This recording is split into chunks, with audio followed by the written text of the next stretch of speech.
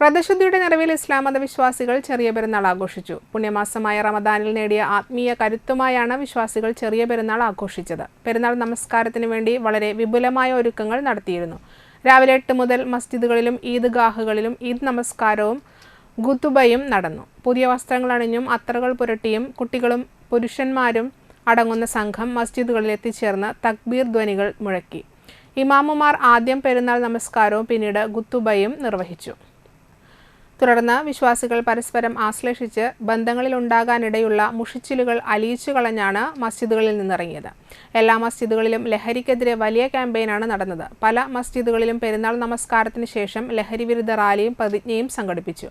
അന്തിക്കാട് മസ്ജിദിനുള്ളിൽ നടന്ന ലഹരിവിരുദ്ധ പ്രതിജ്ഞയ്ക്ക് മഹല്ല ഖത്തീബ് Noufal Saadi, president Pathiparambath Abdul Nasar Haji, secretary K Abdul Salam തുടങ്ങിയവർ നേതൃത്വം നൽകി.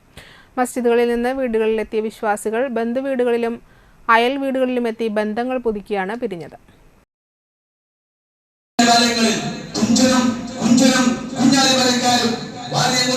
അതുപോലെ തന്നെ മറ്റുള്ള ആളുകളൊക്കെ പരസ്പരം സ്നേഹിച്ചുകൊണ്ട് സൗഹൃദം പങ്കിട്ടുകൊണ്ടായിരുന്നു ജീവിച്ചത്. അതുപോലെയാണ് നാം ജീവിക്കേണ്ടത്.